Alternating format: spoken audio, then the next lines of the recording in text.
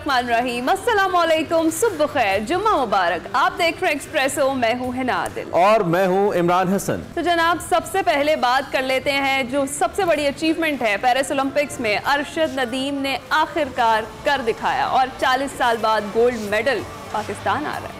हम खुशी से फूले नहीं समा रहे। रात को जब हम बहुत सारी दुआएं कर रहे थे और अल्लाह से मांग रहे थे कि अल्लाह हमें वो टाइटल दे दे जिसका हमने इतने अरसे से इतनी दिहाइयों से इंतज़ार किया, तो उस वक्त मेरे जहन में वो सारे मनाजिर घूम रहे थे। मैं आपको बताऊं कि जब हम ऑफिस आते हैं ना, हमारे ऑफिस के बिल्कुल साथ स्पोर्ट्स बोर्ड है, इसके बिल्कुल पीछे एक बड़ी हल्की फुल्की वीरान सी एक गली है जहाँ पे चंद लोग रहते हैं जो बड़े लोअर मिडिल क्लास फैमिलीज़ हैं, वहाँ पे रहती हैं। वहाँ पे कुछ थोड़े बहुत कमरे और फ्लैट्स भी हैं। अक्सर जो अरशद नदीम साहब हैं मुझे इस गली में आते जाते मिलते हैं। तो एक दफ़ा मैंने उनसे पूछा तो उनके कुछ दोस्त यहाँ पे एथलीट्स रहते हैं, ये उनकी ज़िंदगी थी, इस तरीके से वो अपने आप को लेकर चल रहे थे। Then he started working on himself. और फिर काम करते करते उस वक्त जब नीरज चोपड़ा जो भारत का उनका मद्दे मुकाबिल था वो यूरोपियन गलियों के अंदर घूम रहा था, उस वक्त गुलबर्ग की लाहौर की इन गलियों के अंदर अरशद नदीम घूम रहा था। जब वो अपने आप को क्लेमेटाइज कर रहा था यूरोप के साथ और यूरोपियन माहौल के साथ, अरशद नदीम खुद को यहाँ पे ट्रेन कर रहा था। और जब उसके लिए सैकड़ों की तादाद में जेवलिन उसकी गवर्नमेंट ने उसको लेके दी, उस वक्त अरशद नदीम एक जेवलिन के लिए अपील कर रहा था। लेकिन फिर क्या हुआ?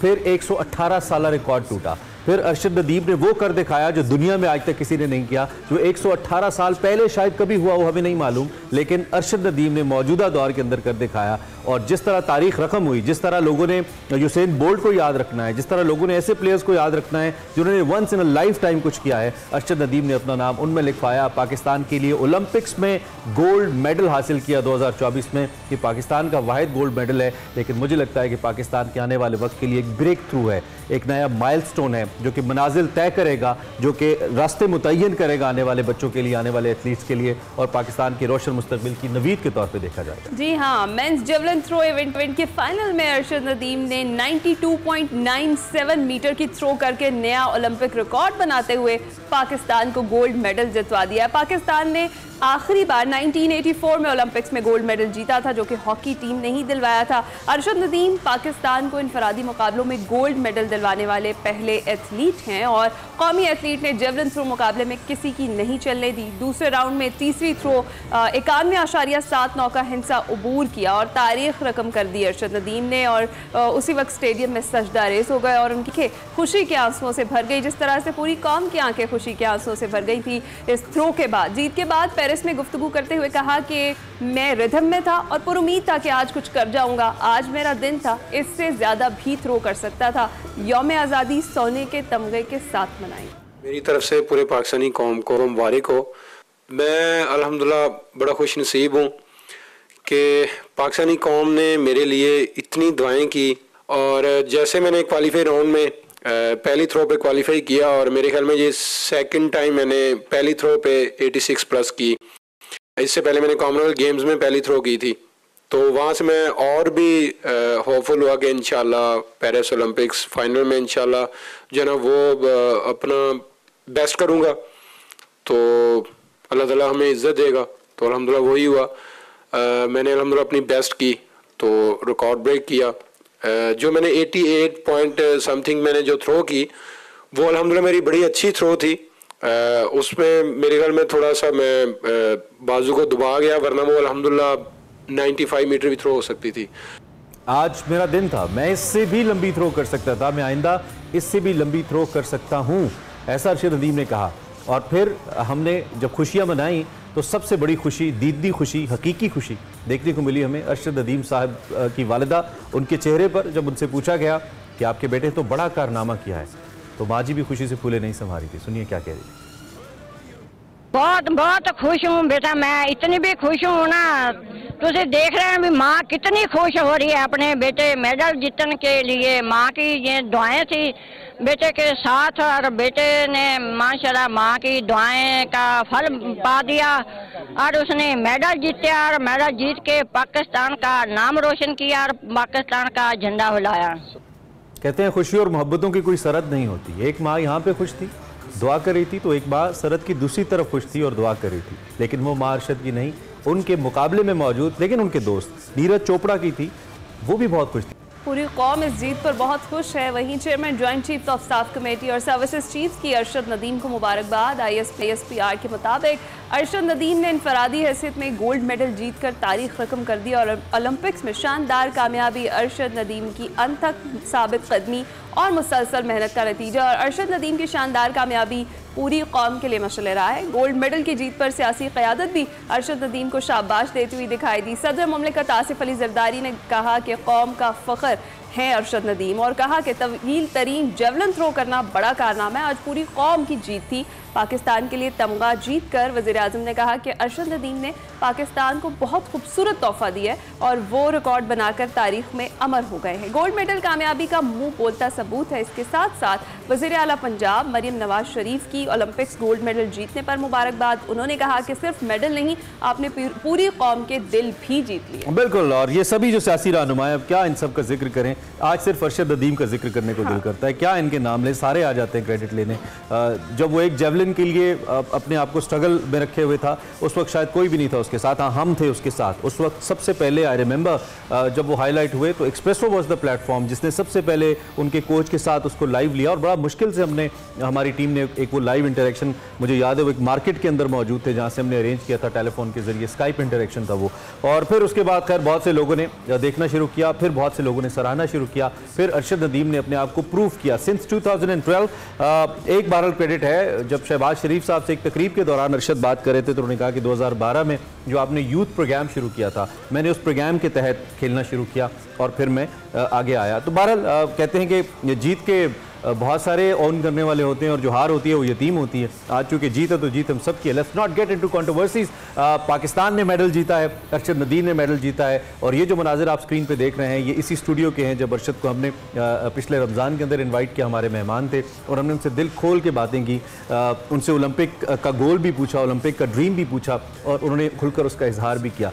हम जितनी बातें करें, जितना खुशी का इजहार करें कम है। And I can not explain. मुझे लगता है पाकिस्तान कोई वर्ल्ड कप जीत गया है जिसकी हमें सबसे ज़्यादा खुशी हुआ करती थी। वर्ल्ड कप से बहुत ऊपर की चीज़ है, क्योंकि मैंने कल भी कहा था कि वर्ल्ड कप में या फुटबॉल मैच में या हॉकी में या क्रिकेट में 11 खेलते हैं, इसमें सिर्फ एक खेला है और क्या खेला है, कमाल खेला है और ऐसा रिकॉर्ड बनाया जो दुनिया में आज तक किसी का नहीं, दुनिया में नहीं है। और इमरान, इस मायूसी के माहौल में खासतौर पर मुल्क में जिस तरह की सिचुएशन चल रही है, ये जो खबर थी ना, ये तो ताज़ा हवा का झोंका थी और सबकी नजरें थी। मतलब सब जाग रहे थे और सब देख रहे थे कि अरशद की थ्रो होने वाली है। और फिर जब अरशद ने थ्रो की तो जनाब सब देखते ही देखते रह गए, हैरान रह गए। ना तो उन्होंने सिर्फ गोल्ड मेडल जितवाया बल्कि एक नया ओलंपिक रिकॉर्ड भी बना दिया और इस तरीके से कौम का सर जो है फख्र से बुलंद कर दिया। और ख़ास तौर पर वो मोमेंट्स जब वो सजदा रेज हुए, जब उन्होंने पाकिस्तानी परचम ओढ़ा और वो लहराया, तो वो बड़े शानदार। और जिस तरीके से उन्होंने इंडियन कमेंटेटर्स को खामोश कराया, जो इनकी बॉडी लैंग्वेज पे तनकीद कर रहे थे, कुछ यूट्यूबर्स, कुछ सोशल मीडिया इन्फ्लुएंसर्स जो कह रहे थे कि इनके कंधे गिरे हुए हैं, ये तो रात को सोए नहीं हैं, ये बड़े टेंस लग रहे हैं। But then he thrown 92.97 world best ever throw. और फिर उसके बाद चिरागों में रोशनी ना रही, उसके बाद ना कोई नीरज रहा और ना कोई और उसके बाद टाइटल इज हियर। और पाकिस्तान के लिए जब उन्होंने ये टाइटल जीता तो खुशी के आंसू भी निकले, रोए भी, बहुत सारे लोग उनके लिए रोए। और फ्रैंकली स्पीकिंग मेरी अपनी आंखें तर हो गई देख कर कि पाकिस्तान को, हमारे मुल्क को अक्सर बुरी खबरों का ही सामना रहता है, दुनिया भर में अक्सर बुरी खबरों से ही याद किया जाता है। But he is the guy जिसने पूरे यूरोप के सामने, क्या पूरी दुनिया के सामने, 200 ममालिक के सामने पाकिस्तान का सर न सिर्फ फ़ख्र से बुलंद किया, पाकिस्तान का नाम रोशन किया, उसके साथ साथ अपना सर बहजूर इलाही सजदा रेज़ भी हुए और उस अल्लाह के सामने झुकाया भी और दुनिया को पैगाम दिया कि पाकिस्तान अमन का हिस्सा है, अमन की कौम है। पाकिस्तान दुनिया के अंदर अमन के अंदर कंट्रीब्यूट करने वाला है।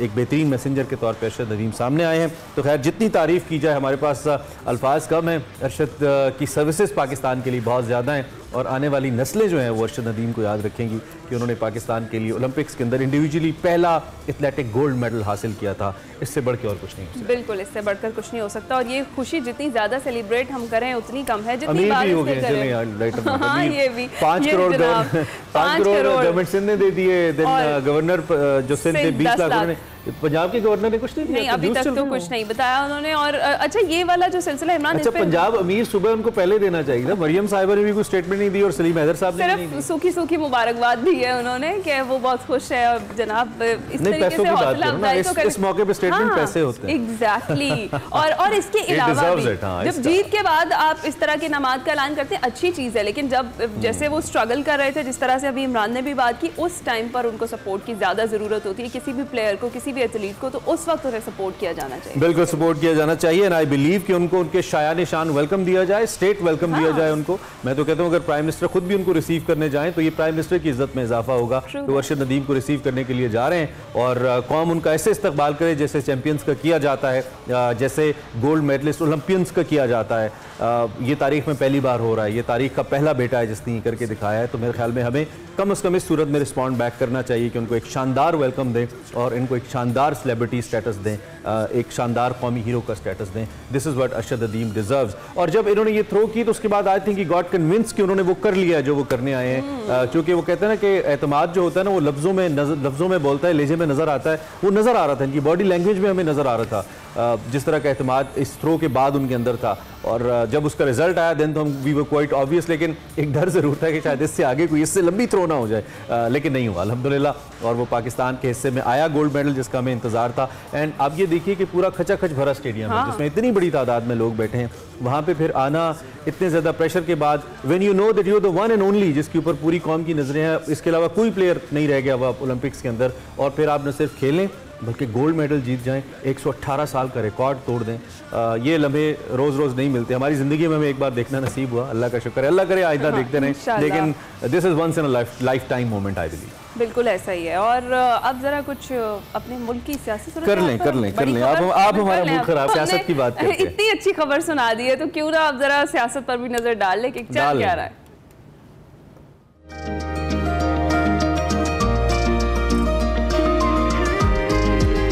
कुछ मुख्तलिफ तो चलने से रहा सियासत में वही सब कुछ है। गुज़िश्ता रोज़ इस्लामाबाद में उलमा मशाइख जो है वो अहम कन्वेंशन हुआ और वज़ीर आज़म शहबाज शरीफ और आर्मी चीफ ने उसमें शिरकत की। इस मौके पर army chief general Syed Asim Munir ने खिताब करते हुए वाज़ेह किया कि जो शरीयत और आइन को नहीं मानते हम उन्हें पाकिस्तानी नहीं मानते। अगर किसी ने मुल्क में इंतशार फैलाने की कोशिश की तो हम उसे आगे खड़े होंगे। उन्होंने पाकिस्तान और बांग्लादेश का मुआवजा करने वालों को पैगाम दिया कि दुनिया की कोई ताकत पाकिस्तान को नुकसान नहीं पहुँचा सकती। बिल्कुल इंशाल्लाह, ये तो हमारी सबकी दुआएं, ऐसा ना हो। लेकिन हमारे सियासी इख्तलाफात नहीं ना ख़त्म होते, मजहबी इख्तलाफात भी ख़त्म नहीं होते। इसके अंदर रवादारी की, बैलेंस की सबसे ज़्यादा ज़रूरत है।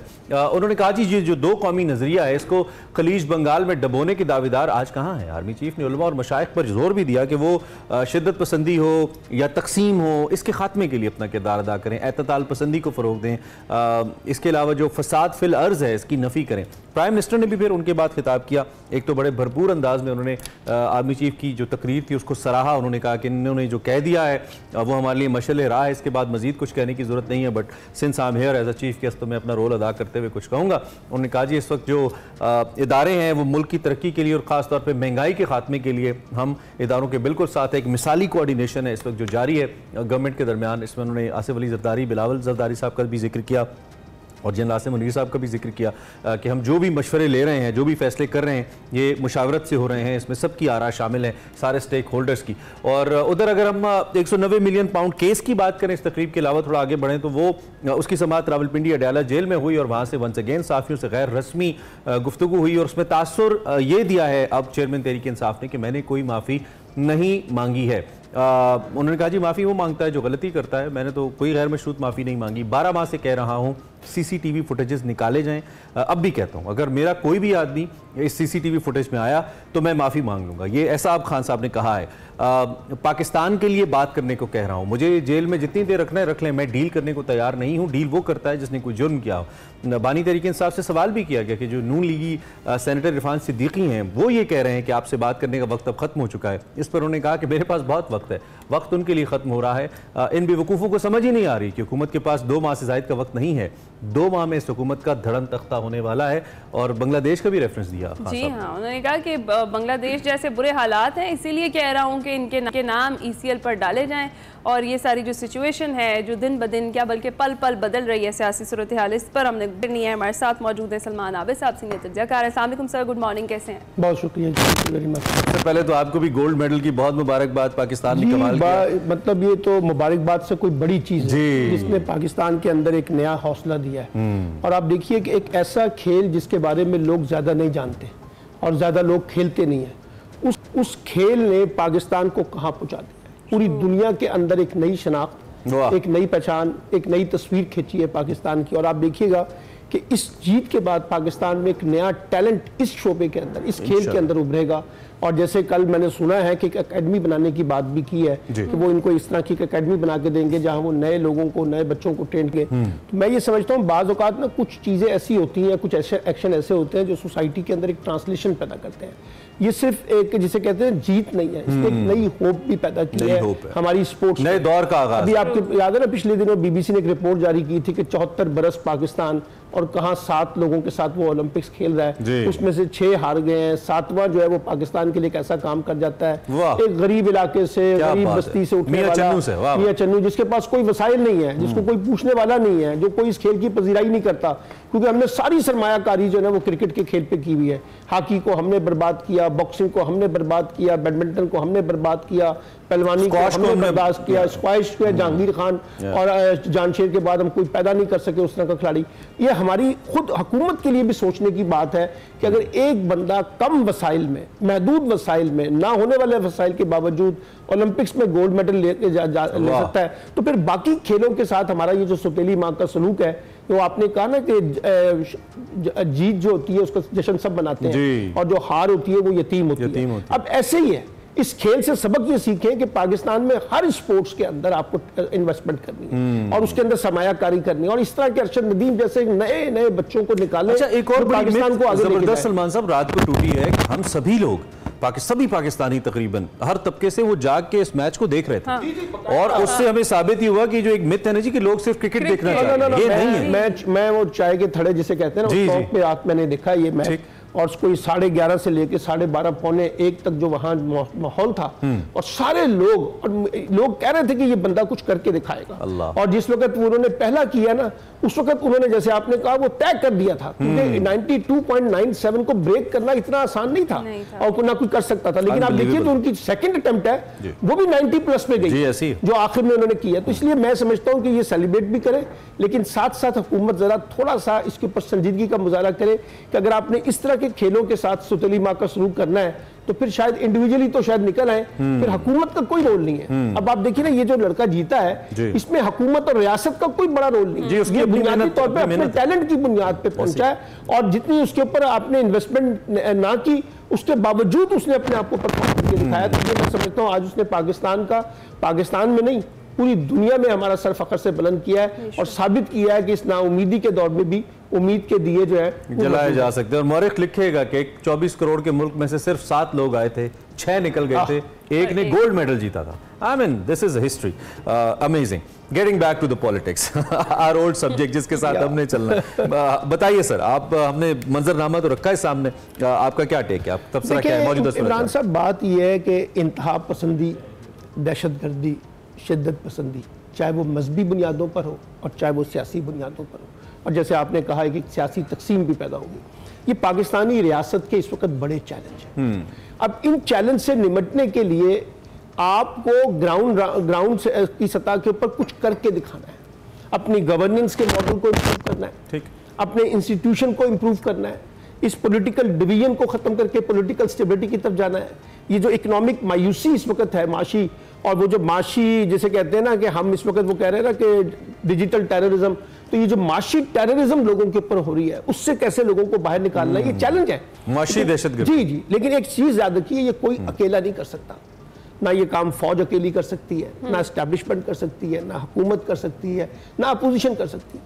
इसमें सबको मिलकर अपना हिस्सा डालना है। और वो जो भी आपने एक बड़ी अच्छी बात की ना, मसला ये है हम सियासी तौर पर इतने ज्यादा तकसीम हो गए हैं, एक इतने ज्यादा आपस में उलझ गए हैं, इतनी ज्यादा हमारे दरमियान तलखियां आ गई हैं, दुश्मनियां पैदा हो गई हैं कि हम एक दूसरे को बर्दाश्त करने के लिए तैयार नहीं है। अच्छा, फिर जब आप बर्दाश्त करने के लिए तैयार नहीं है, सब दुश्मनियों में बदल लिया, और जब आप उसको बर्दाश्त करने के लिए तैयार नहीं है तो उसका नतीजा पाकिस्तान के अंदर मुस्बत नहीं आ रहा। लेकिन आर्मी चीफ ने जो बातें की है, इंडिकेशन की, ठीक है, लेकिन अब सवाल ये, इसका रेजोल्यूशन तो सियासी हुकूमत ने निकालना है ना, सियासी हुकूमत के पास। अब सियासी हुकूमत इतनी ज्यादा डिवीजन का शिकार हो चुकी है, और वो जिसे कहते हैं मैना मानू वाली पॉलिसी जो है दोनों तरफ से चल रही है। अभी आपने इमरान खान का हवाला भी दिया है, उधर से हुकूमत के अंदर बैठे हुए गुजरा जिस किस्म की गुफ्तगू कर रहे हैं, तो ये जाहिर है कि एक बड़ा चैलेंज है, इसको इतनी आसानी से निपटा नहीं जा सकता, ये किसी प्रेस कॉन्फ्रेंस का मुतमिन नहीं हो सकता। इसके लिए आपको इकोनॉमिकली, पॉलिटिकली कुछ करके दिखाना है और मिलकर कोई आगे बढ़ने का रास्ता बनाना है। बिल्कुल, तो आगे बढ़ने का रास्ता तो फिर बैठकर बातचीत से ही निकलेगा सलमान हाफिज साहब, वो उसके लिए तो कोई भी फरीक तैयार नहीं है। खासतौर पर अगर देखे जाए, बानी पीटीआई एक दिन वो बात करते हैं कि वो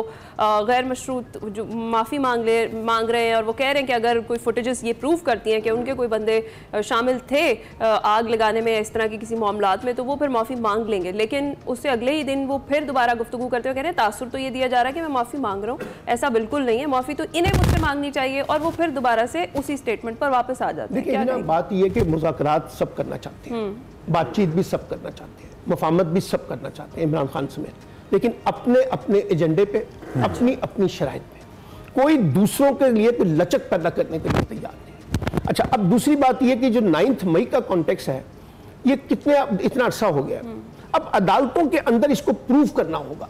ये महज टीवी टॉक शो का इशू नहीं है जी, सही कह, इसमें अदालतों में अब अदालतें क्या कह रही हैं? अदालतें कह रही हैं कि आप एविडेंस लेके आए, और अब वो एविडेंस हमारे पास अभी तक जो प्रोसिक्यूटर है उनके पास वो नजर नहीं आ रहे, मिल नहीं रहे, जिसकी वजह से लोगों की जमानतें भी हो रही हैं। अब ये एक ऐसा पैदा हो गया है कि एक तरफ एक वाकया हुआ 9 मई का सानिया, जो बड़ा सानिया है, जो होना नहीं चाहिए था, और दूसरी तरफ ये है कि हम उसकी प्रोसिक्यूशन में इतने नाकाम है कि हमारे जितने भी प्रोसिक्यूटर है वो अदालतों में साबित नहीं कर पा रहे। अब इमरान खान साहब भी यही कहेंगे, वो अगर आप इमरान खान की नफ्सियात को समझते हो, वो कभी ऐसे खुले करके नहीं कहेंगे कि मैं मुझे माफी दे दें।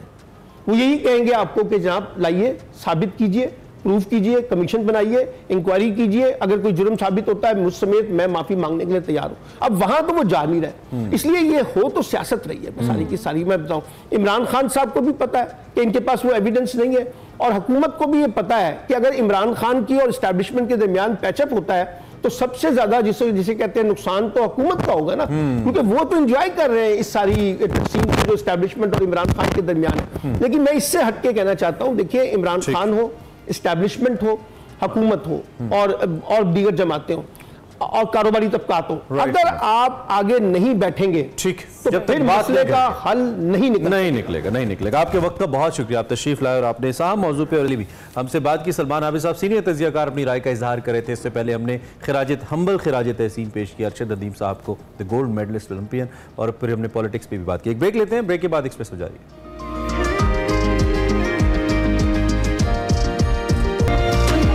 तो आज के दिन का आगाज़ चूँकि हमने एक बहुत बड़ी अचीवमेंट के जिक्र से किया, तो अचीवमेंट्स जो हैं तालीमी मैदान में भी चल रही हैं जनाब। पाकिस्तानी तलबा की पै दर पे कामयाबियों का सिलसिला जारी है।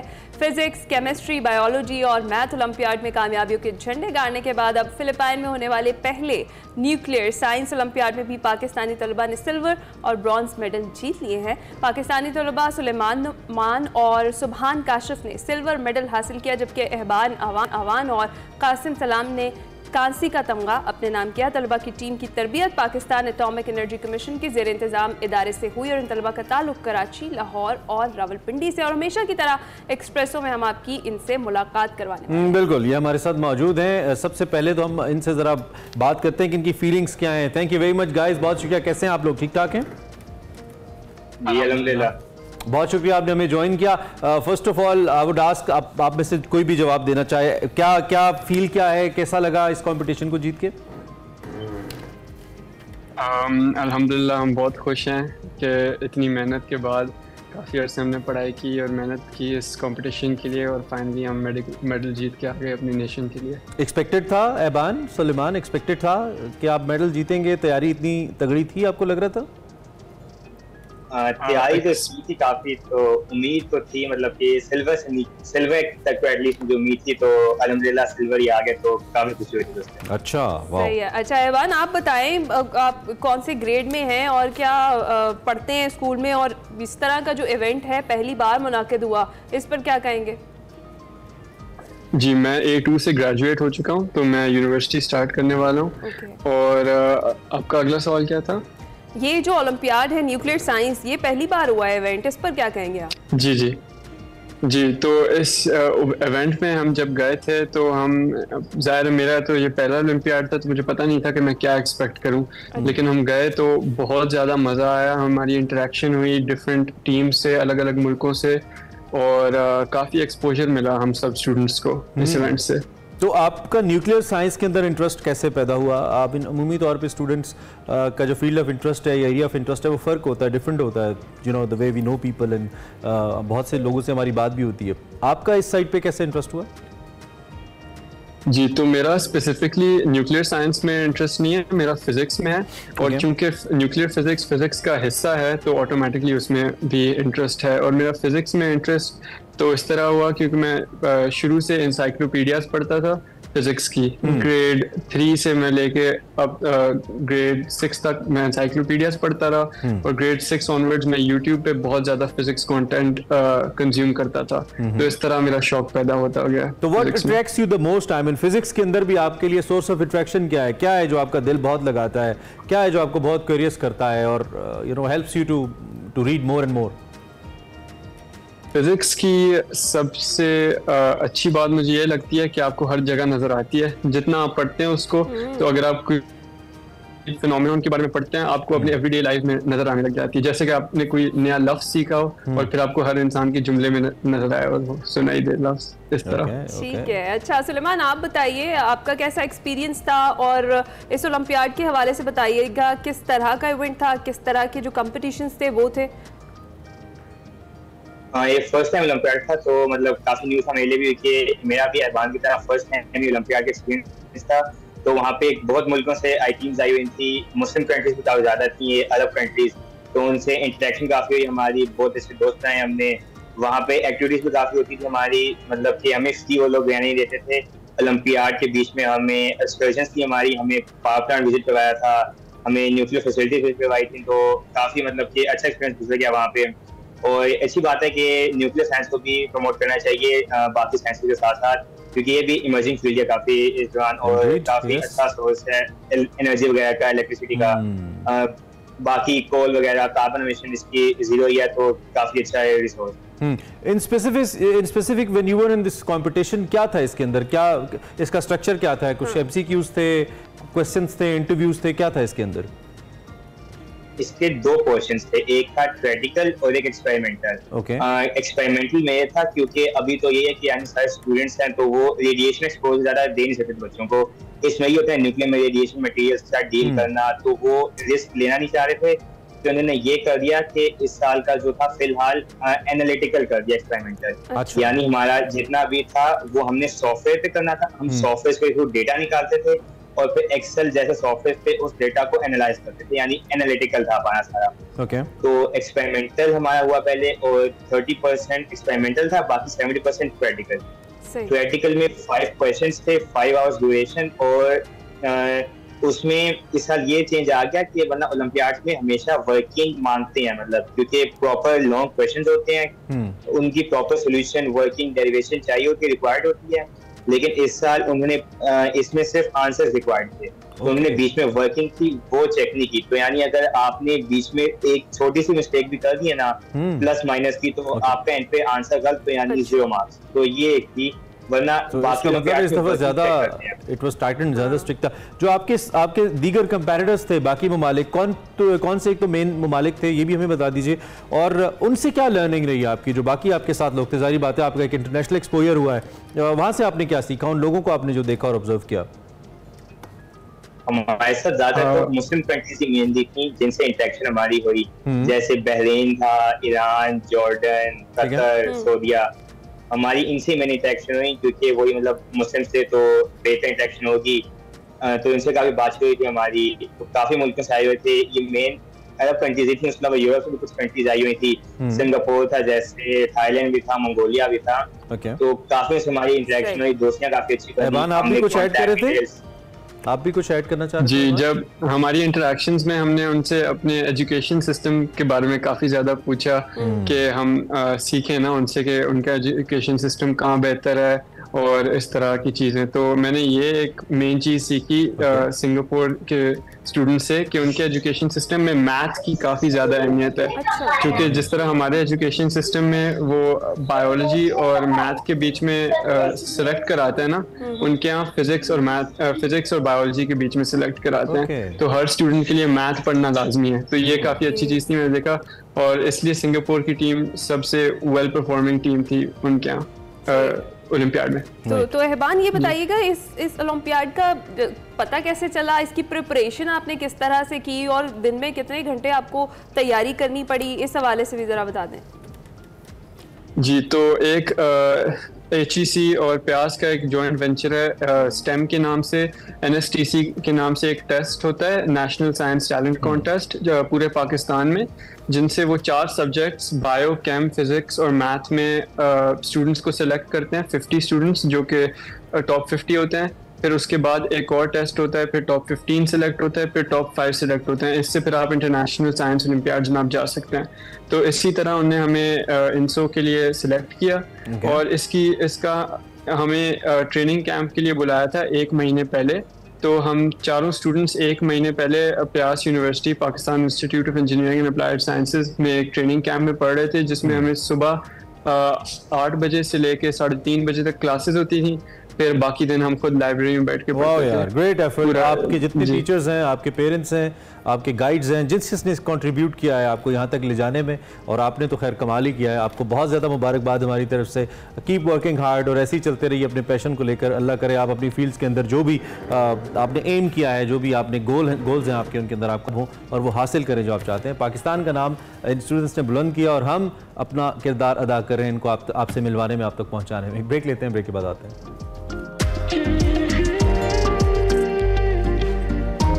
फर्स्ट आवर का लास्ट पार्ट, आपको एक बार फिर एक्सप्रेसो में वेलकम।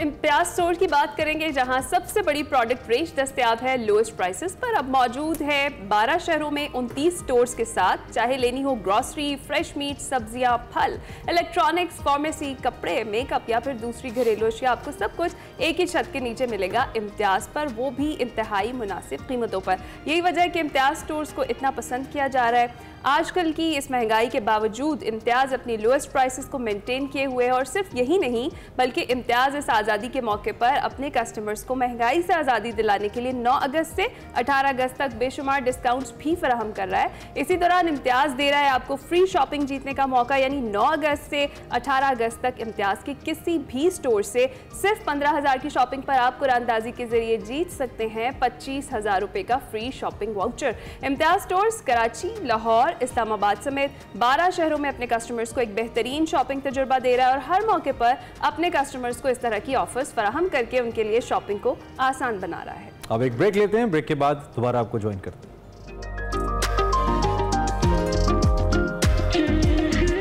एक बार फिर आपको वेलकम करते हैं। कभी ना ऐसा हुआ बैठे बैठे अचानक जेबों को हाथ लगाया, बैग देखा, मोबाइल की तरह, है ना? ऐसा होता है, हम सब के साथ होता है। कहीं ना कहीं मोबाइल कहीं रह जाए या कहीं गुम हो जाए, समझ नहीं आती कि हो क्या गया, और बड़ी इनसिक्योरिटी सी भी फील होती है। इसको पता है क्या कहते हैं आपको? इसको कहते हैं नोमोफोबिया। और इस पे हमने पहले भी बात की थी, आपको थोड़ा सा बताया था। कितना मुनफरिद टॉपिक आपके लिए निकाला है ना। ये वो फोबिया है कि मोबाइल कहीं इधर उधर हो गया और आप अदम इत्मीनान का, अदम एतमाद का अपने ऊपर शिकार हो गए। No mobile phobia. हाँ, नो मोबाइल फोबिया। तो इस पे बात हो रही है कि ये क्या है और इससे निजात कैसे हासिल की जा सकती है। आई मीन मोबाइल के बगैर भी कैसे नॉर्मल रहा जा सकता है। वकार साहब इस पे बात करें। माइंड मैटर्स देखिए।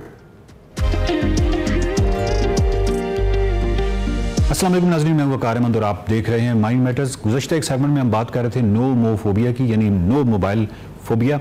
नो मोबाइल फोबिया क्या था? नो मोबाइल फोबिया बेसिकली ये है कि अगर आप कि मोबाइल और आपके दरमियान में फासला पैदा कर लिया जाए, आप घर छोड़ आए हैं मोबाइल फ़ोन, अपना स्मार्टफोन, या फिर दफ्तर छोड़ आए हैं, या किसी भी वजह से वो जो फासला है वो अगर पैदा कर दिया जाए, तो क्या इसके नतीजे में आपके अंदर एक अदम इत्मीनानी पैदा होती है? और वो जो अदम इत्मीनानी है उसकी शरह क्या है, उसकी मिकदार क्या है, यानी वो किस कदर अदम इत्मीनानी आप महसूस करते हैं? जिस कदर आप अदम इत्मीनानी महसूस करते हैं, आप समझ लीजिए कि आप इतना ही स्लेवरी में हैं, और आप समझ लीजिए कम म्यारे ज़िंदगी वो भी इसी तरह मुतासिर हो रहा है। यानी कहने का मतलब यह है कि आपकी जो कायनात है और उसके अंदर ये जो ज़मीन है, और ज़मीन के अंदर जो हम बहुत ही थोड़े वक्त के लिए भेजे गए हैं, तो इसका मतलब ये कतई नहीं है कि हमारी ज़िंदगी का गालिब हिस्सा जो है वो एक स्क्रीन को घूरते हुए निकल जाए। और उसके स्क्रीन जो है उसके अपने बहुत सारे मसाइल हैं, उसके साथ मेंटल हेल्थ आपकी जुड़ी हुई है, सोशल हेल्थ है, आपकी फ़िज़िकल हेल्थ है, बहुत सारे ऐसे मामलात हैं, आप बहुत कुछ लर्न करने से महरूम हो जाते हैं, बहुत सारे ऐसे मामलात हैं। तो इसको कंट्रोल कैसे करना है, इस पे बात करेंगे। और इसके अलावा ये कि इसके सिम्टम्स क्या हैं। सिम्टम्स में तो एक चीज़ आ जाती है कि आपकी जो प्री ऑक्यूपेशन विद फ़ोन है, आप इसको यूँ समझिए कि जिस तरह एक विड्रॉल सिम्टम्स होते हैं, जिस तरह आपको नशा छोड़ते हैं तो एक विड्रॉल सिम्टम्स होते हैं, वो एक ऐसी अलामतें होती हैं बेचैनी की। बिल्कुल इसी तरह जब आप से फ़ोन का फासला हो तो एक बेचैनी की अलामत पैदा होती है। यानी किसी ऐसी महफिल में आप हो सकते हैं ना जहाँ पे जबरन आपसे कहलवाया जाए कि तमाम लोग जो हैं वो अपना स्मार्टफोन रख लें, तो उसके बाद क्या वो जितना टाइम आपका वहाँ गुजरा, 1 घंटा 2 घंटा, तो आपका जो दिमाग था वो कहीं उसी फ़ोन में तो नहीं फंसा हुआ था कि कहीं कोई नोटिफिकेशन आ गया हो, कोई ऐसा तरीका होता है कि मैं एक दफ़ा फ़ोन चेक कर देता। तो कहने का मतलब ये है कि ये वो पैमाना है जिससे आप अपना तज्जिया कर सकते हैं, अपनी परख कर सकते हैं। तो वो विड्रॉल सिम्टम्स हैं।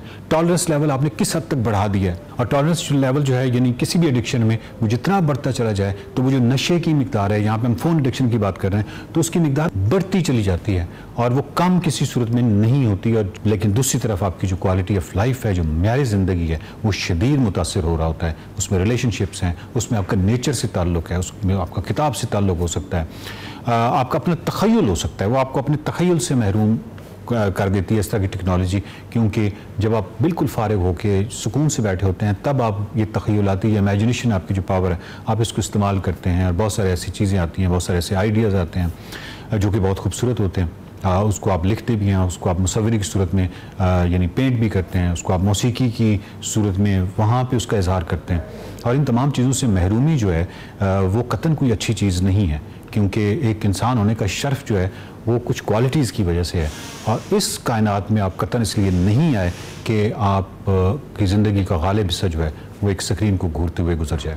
इसकी एक और वाज़ेह अलामत जो है वो ये है कि जो लॉस ऑफ इंटरेस्ट है इन अदर एक्टिविटीज़, दूसरी जो आपकी ज़िंदगी की सरगर्मियाँ हैं, मसलन आप किताब खोलते हैं और आपको अच्छी नहीं लगती, आप कहीं दोस्तों के साथ बैठना आपको अच्छा नहीं लगता, घर में बैठना, दूसरे लोगों से गुफ्तगू करना आपको अच्छा नहीं लग रहा। क्यों? क्योंकि आपका जहन जो है वो हर वक्त फ़ोन के अंदर है। तो इसका मतलब है ये भी एक बहुत वाज़ेह अलामत है। इसका भी तज्जिया कीजिए कि क्या ये अलामत आपके अंदर तो नहीं पाई जा रही। एक और बहुत वाज़ेह अलामत जो है वो ज़िम्मेदारियों से फ़रार है।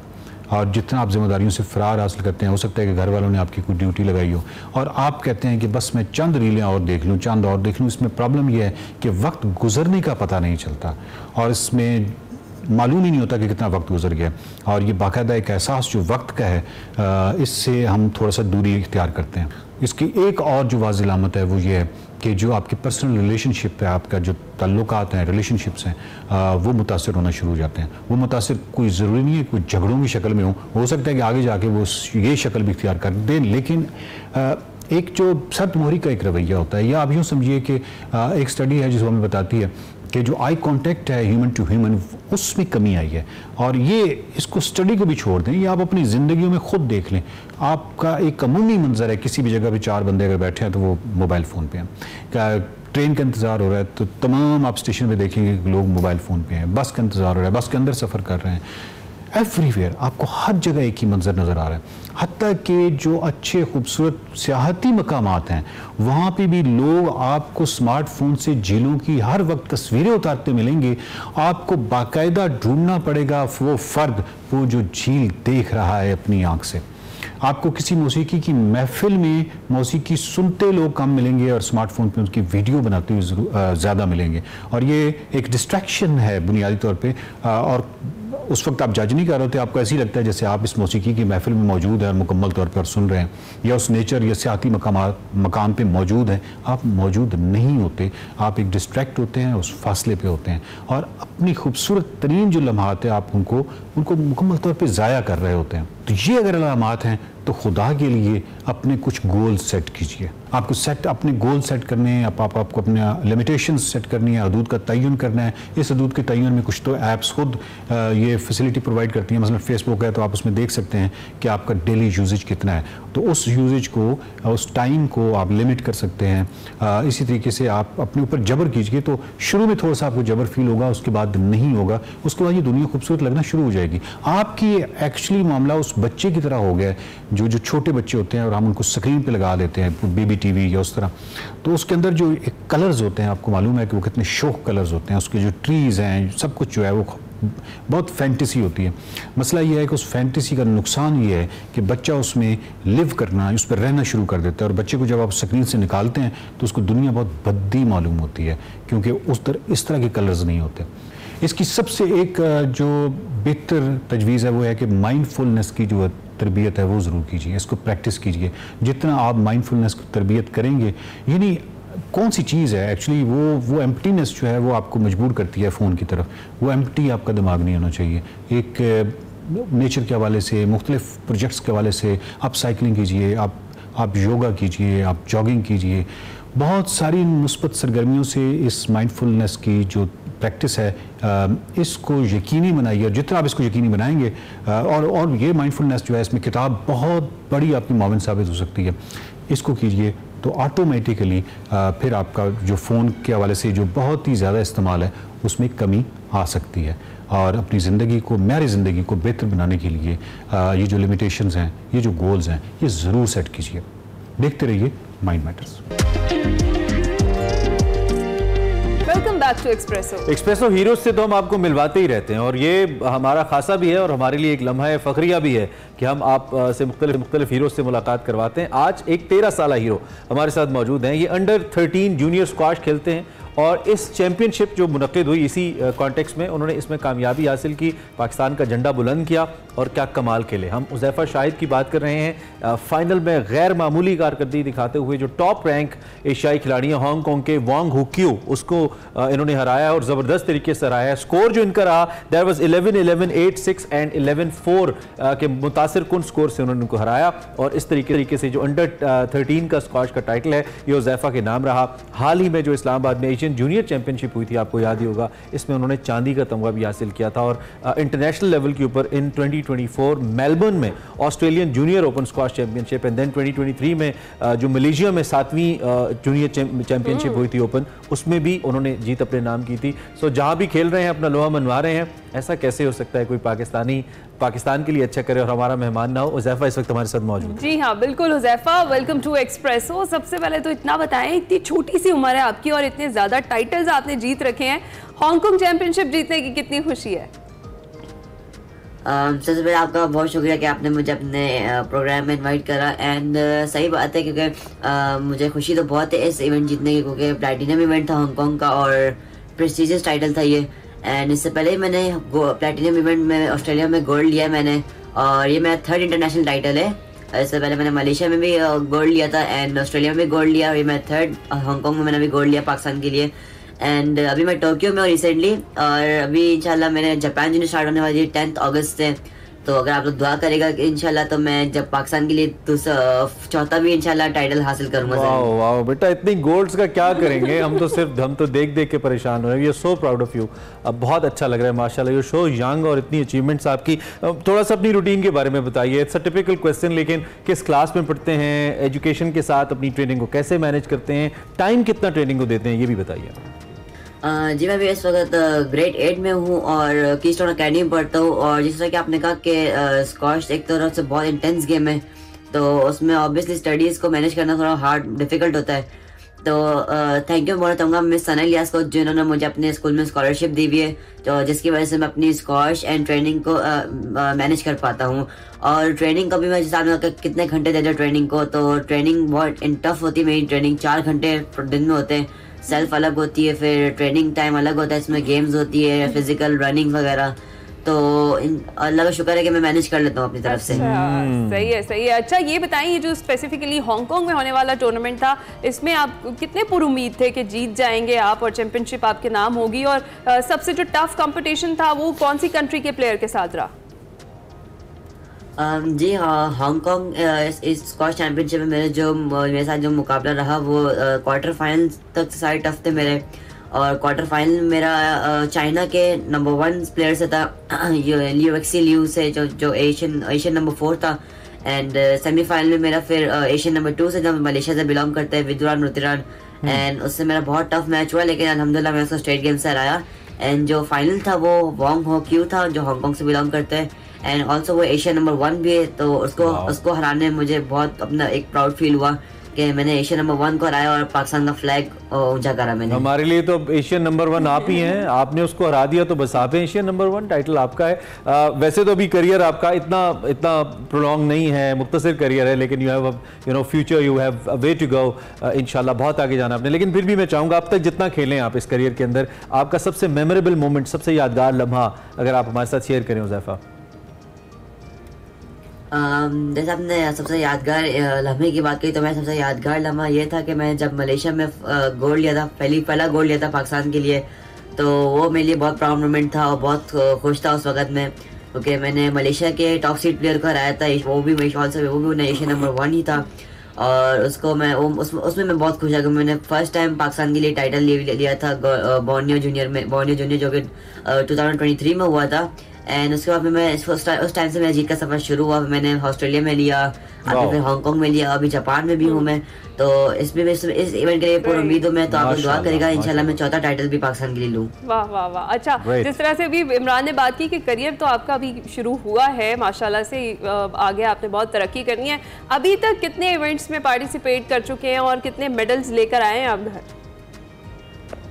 जिस तरह कि मैंने आपको बताया कि ये मेरा 3rd इंटरनेशनल टाइटल था, एंड ज़्यादा कि अगर और मैचेस की बात करें तो मैं अभी तक के नेशनल 9 टाइटल जीत चुका हूँ मैं नेशनल के, और जो लोकल टाइटल्स हैं वो मेरे पास 35 है, 35 टाइटल मैंने लोकल के लिए, एंड नेशनल 9 टाइटल मैंने नेशनल लिए, और तीसरा मैंने अभी इंटरनेशनल का टाइटल लिया है। अभी जापान के लिए पूरी उम्मीद हो कि इंशाल्लाह चौथा टाइटल भी पाकिस्तान के लिए लूँ मैं। अरे यार, हमें इतना अच्छा लग रहा है आपसे मिलके, आपके बारे में जान के, और आप वो जो कमिटमेंट है ना, वो जो डिटर्मिनेशन आपके लेजे में, बड़ी कमाल है Huzaifa. You are a champion माशाल्लाह। फ्यूचर के क्या प्लान्स हैं? बहुत सारे आपके कोलीग्स, आपके फेलोज में भी, आपसे बड़े प्लेयर्स भी आपको सुन रहे होंगे और आप उनके लिए अब इंस्पिरेशन है माशाल्लाह। So anything that you like to say at the and?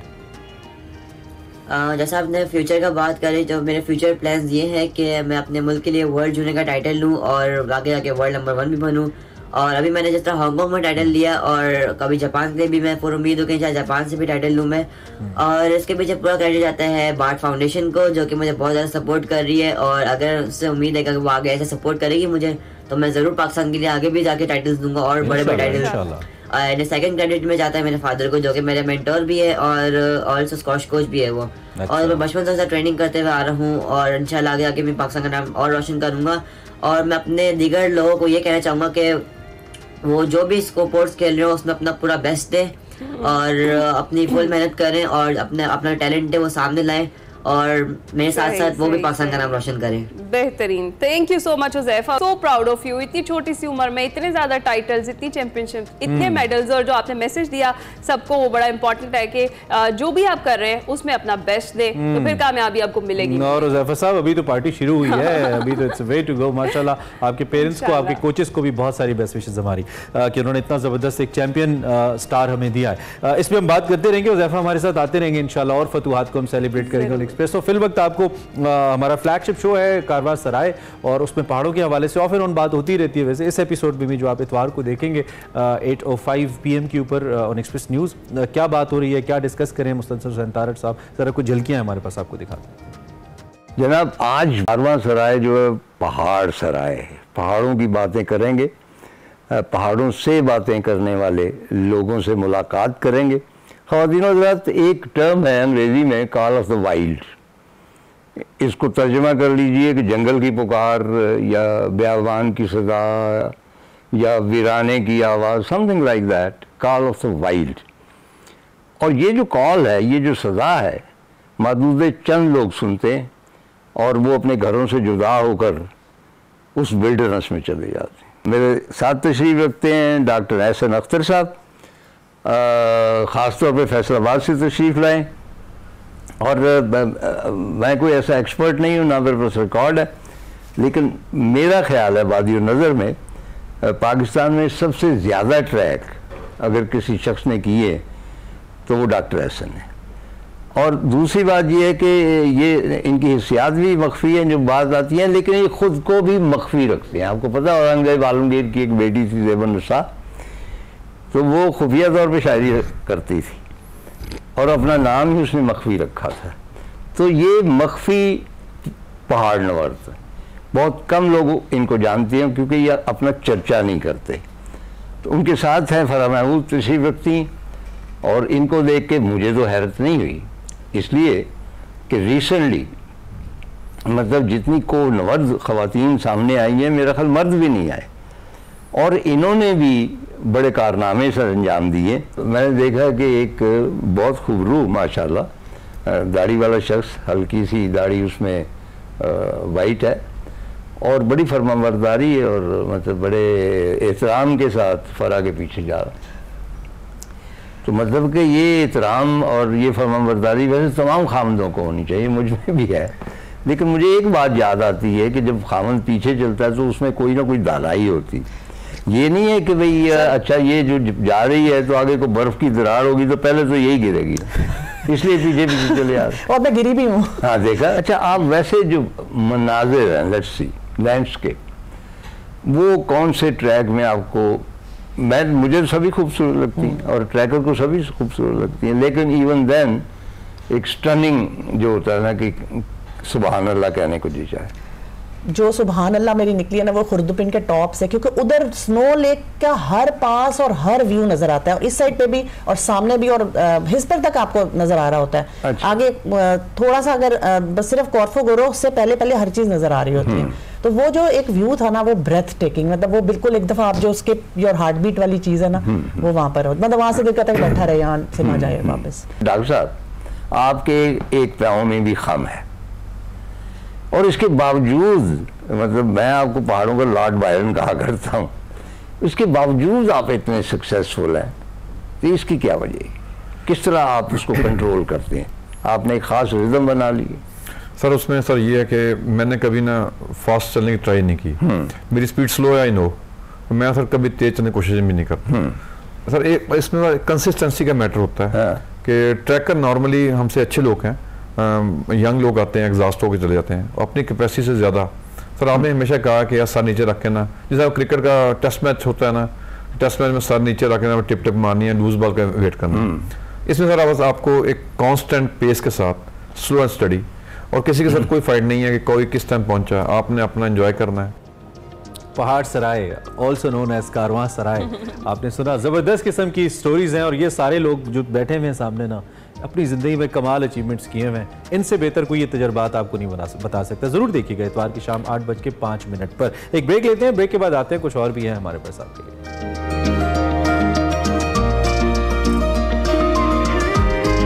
Welcome back to espresso.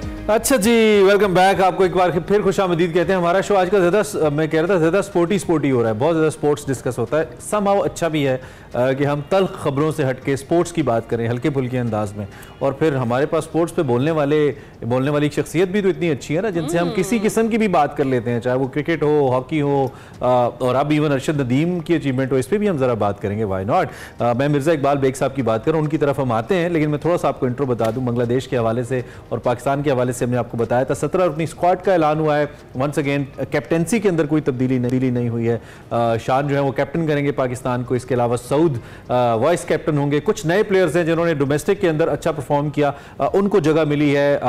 Bowlers की, ऑलराउंडर्स की अगर बात करें, आमिर जमाल टीम का हिस्सा बने हैं, लेकिन उनकी जो शमूलियत है वो उनकी फिटनेस से मुंसलिक है। अगर फिटनेस होती है उनकी तो फिर वो आएंगे। Imamul Haq is not a part of this squad, this is very interesting. Nauman Ali और साजिद खान की की भी जो है वो महसूस नहीं की गई ज़रूरत कि उनको भी इसमें शामिल किया जाए। So there are certain interesting things, क्योंकि पूरी स्टोरी आपको बता चुके हैं, ज़रा मोटी मोटी बात की है, बाकी हम मिर्ज़ा साहब से बात करते हैं। लेकिन मिर्ज़ा साहब, welcome back to Expresso. Back आपको इसलिए कहते हैं कि अब आप हमें हमारी टीम का हिस्सा ही लगते हैं, कि जैसे कि part of espresso. Thank you very much, जब भी आपको इन्वाइट करते हैं आप आते हैं। सबसे पहले तो मैं, जारी बात है, रात को इतना बड़ा स्पोर्ट्स के अंदर इवेंट हुआ, पाकिस्तान के अरशद नदीम, जिनका बैकग्राउंड और मियां चन्नू से वो कैसे आगे आए वो तो आपसे बेहतर डेफिनेटली कोई नहीं बता पाएगा। But how is the feeling sir, being Pakistani, first gold medal athletics के अंदर पाकिस्तान ने जीता, कैसा फील हो रहा है आपको? बहुत बहुत शुक्रिया इमरान और हिना। मैं अपने आप को बहसियत पाकिस्तानी बड़ा फख्र महसूस कर रहा हूँ, क्योंकि ओलंपिक्स में 1948 से पाकिस्तान ने हिस्सा लेना शुरू किया।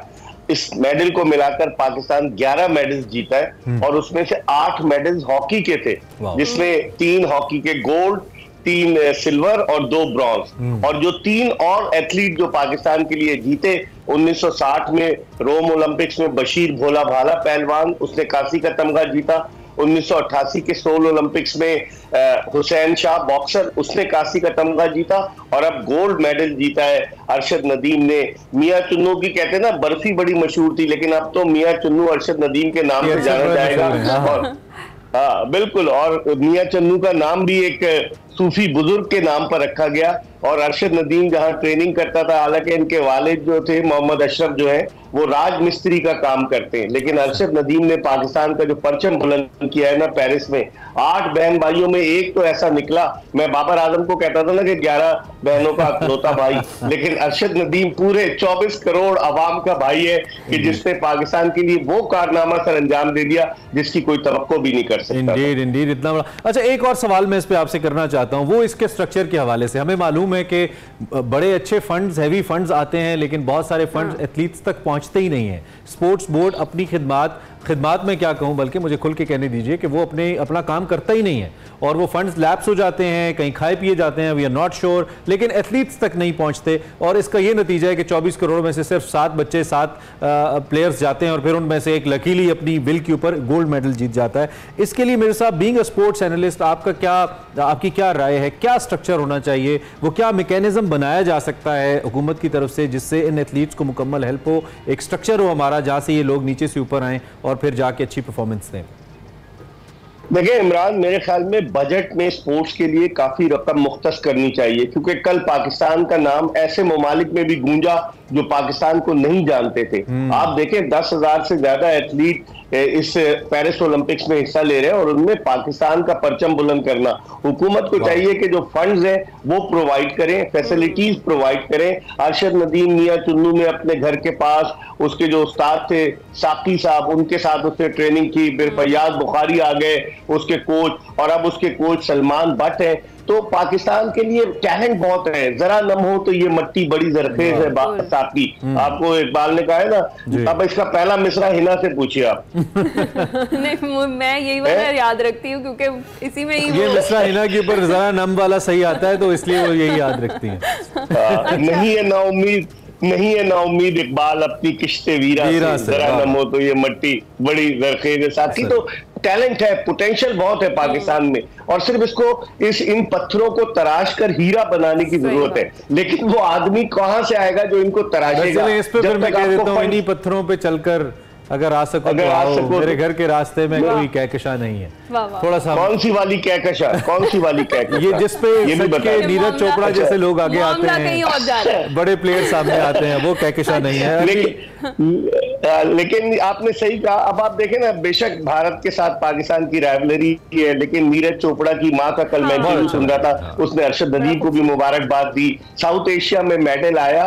वो सियासतदान अपनी सियासत करते रहे, लेकिन खेल जो है लोगों को एक दूसरे के साथ जोड़ते हैं। मुझे इमरान 21 जून 2009 याद आ गया, जब पाकिस्तान में T20 world cup Yunus Khan की कप्तानी में लॉर्ड्स में श्रीलंका को हराकर जीता था। तो उस वक्त स्वाद के मुतासरीन जो थे वो टेंट्स में रहते थे, लेकिन सब पाकिस्तान का परचम लेकर निकल आए। तो कल जो अरशद नदीम ने कारनामा सर अंजाम दिया है, उसकी वजह से पूरा पाकिस्तान रात को जाग रहा था, और आप सोशल मीडिया भरा पड़ा था, और हर तरफ अरशद नदीम हो रहा था। लेकिन ये ना हो कि हम सिर्फ कल के बाद 8 अगस्त के बाद भुला दें अरशद नदीम को, आ जाए, इस्तकबाल हो जाए, एक आध महीने के बाद भूल जाए। उसको प्रॉपर तरीके से हमें जो है एक्नॉलेज करना चाहिए। जिस जगह पे जाके उसने अपना ये लैंडमार्क छोड़ा है ना, जिस जगह पे उसने ये पहुंचाया है इस गेम को भी और पाकिस्तान के परचम को भी, मेरे ख्याल में जनरेशंस नहीं उसको बुला सकेंगी, क्योंकि ओलंपिक्स के अंदर he has just record the history, और मुझे लगता है कि याद रखा जाएगा। आपने जो कि जिक्र कर दिया श्रीलंका का, तो पाकिस्तान क्रिकेट से पहले फिर मैं अब क्या करूं,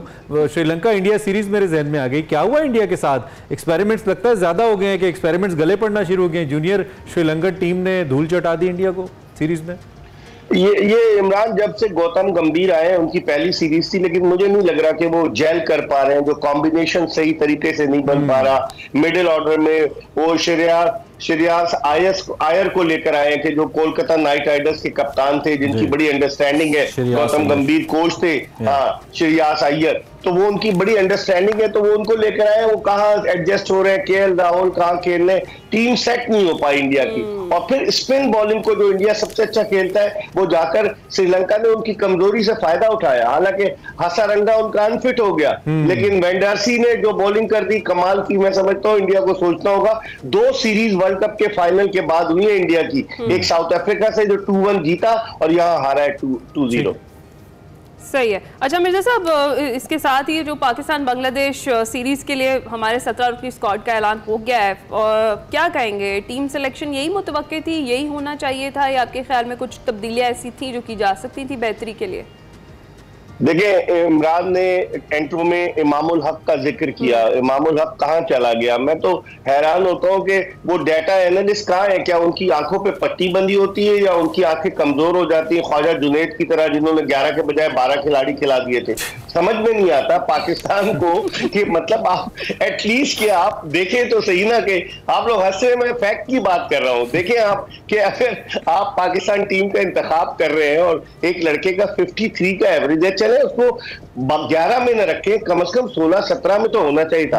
और मुझे लग रहा है कि सऊद शकील को नायब कप्तान बनाकर इन्होंने ये मैसेज दिया है शाहीन आफरीदी को कि आप हमारी गुड बुक में शामिल नहीं है। हालांकि कल वो पाकिस्तान का बल्कि एशिया का पहला मुसलमान वो बना जो क्रिकेटर एथलीट कि जिसने जाकर मैनचेस्टर यूनाइटेड की किट की तकरीब रुगनुमाई की। 1878 से मैनचेस्टर यूनाइटेड क्लब जो है वो खेल रहा है, और फिर 1902 में उसका नाम मैनचेस्टर यूनाइटेड हुआ। पहले इसका नाम न्यूटन LRY क्लब था। तो आप देखें कितना बड़ा ऑनर है। कल का दिन पाकिस्तान के लिए बड़ा ऑनर वाला दिन था। वाह वाह, दैट्स रियली ग्रेट। और thanks god we have you कि हमें इतनी बारीक बीनी से चीज़ें पता चल जाती हैं। और उनका बड़ा पुरतपाक इस्तकबाल भी किया गया। 10 नंबर की आफरीदी टाइटल की शर्ट भी उनको दी गई। खैर जबरदस्त हो गया। थैंक यू वेरी मच, आपने हमें याद करा दिया। इन दी एंड हमारा सवाल क्रिकेट से हटके है। आज हमारे शो को 4 साल पूरे हो रहे हैं, यानी कि उन्हें तो कल है, लेकिन आज हमारा लास्ट एपिसोड है। साहब, you been the part of this whole journey, आप कुछ कहना चाहें? बीइंग आवर सीनियर,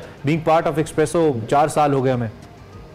बिल्कुल, मेरे ख्याल में इमरान जिस तरीके से इस शो पे मेहनत की है, उमैर सत्तार ने शुरू, फिर इमरान थे, फिर आपके साथ अरमला हसन होती थी, जिस तरीके से आप इस शो को आप लोग लेकर चले, कमाल है। फरीद, आपकी पूरी टीम, जीशान, जितने भी लोग हैं, मैं तो यहाँ होता हूँ मुझे पता है, लेकिन जिस तरीके से आप लोग लेकर चले और इतने कंपटीशन में, और खास तौर पे इमरान आपकी मौजूदगी जो है ना, वो इसमें कहते हैं ना कि इसमें एक रंग भर देती है। तो अब मैं मक्खन नहीं लगा रहा हूँ, इसके लिए तो मैंने ये सवाल किया था, इस बात के लिए तो नहीं, आपकी मौजूदगी रंग, क्योंकि देखिए एंकर को नॉलेज होनी चाहिए, और माशाल्लाह से हर टॉपिक पे अगर आप बात करेंगे तो क्या बात है। नहीं, actually thank you so much is coming, you know, since coming from you, आप जैसे सीनियर की तरफ से we are honoured, thank you very much. और ये सवाल करने का सिर्फ मकसद इस जॉय को सेलिब्रेट करना है विद द पर्सन हमेशा हमारे साथ रहते हैं। तो आपका बहुत शुक्रिया, आप आज भी तशरीफ लाए, और there is no doubt it's a team effort. हमने जी जाते जाते मैं बताऊं, आपने मुझे इस शो में डॉक्टर बना दिया है। जी, डॉक्टर ऑफ क्रिकेट, एंड आप रहेंगे अब इंशाल्लाह। बिल्कुल, ये भी अब तारीख रकम हो गई है।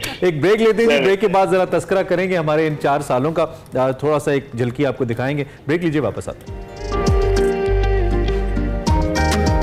वेलकम बैक टू एक्सप्रेसो, जहां पे अगस्त का महीना हमारे लिए बहुत सारी खुशियां लेके आता है। उम्मीदी तौर पे हम इसमें जाहिर बात है 14 अगस्त मनाते हैं। कल फिर हमने ओलंपिक्स में गोल्ड मेडल जीता, एक नई खुशी ऐड हुई। वहीं पे एक्सप्रेसो 10 अगस्त हमारा वो दिन है हमारे शो को लेकर, जिसमें इसी स्टूडियो से, इसी जगह से हमने इसका आगाज़ किया, और अल्हम्दुलिल्लाह कामयाबी से जिस 1073 कामयाब एपिसोड, 1073 किस्तें हमने आज इसकी मुकम्मल की हैं। कल चूँकि हमारा प्रोग्राम नहीं है तो हमने एक्सप्रेसो को और आपको ख़ास तौर पे जिन लोगों ने हमें सपोर्ट किया, देखने वाले हमारा तो एक टीम एफर्ट होता है और सब हिस्सा बकदर जुस्सा इसमें ऐड करते हैं और कोशिश करते हैं कि जितना बेहतर हो। हमारी शुरू से एक कोशिश रही और एक क्रेडिट मैं लेना चाहता हूँ, मुझे बहुत खुशी होती है अब जब हर चैनल बैठ के नए टैलेंट को लोगों के सामने लेके आ रहा होता है। पहले सेलिब्रिटीज को लाने का ट्रेंड था, सेलिब्रिटीज को, हाँ, हाई बजटेड सेलिब्रिटीज, लेकिन हमने क्या किया, हमने एथलीट्स को, प्लेयर्स को, स्टूडेंट्स को हमने सेलिब्रिटीज बनाया और आज माशाल्लाह हर चैनल इस दौड़ में होता है कि कौन सा बच्चा कहीं अचीव करे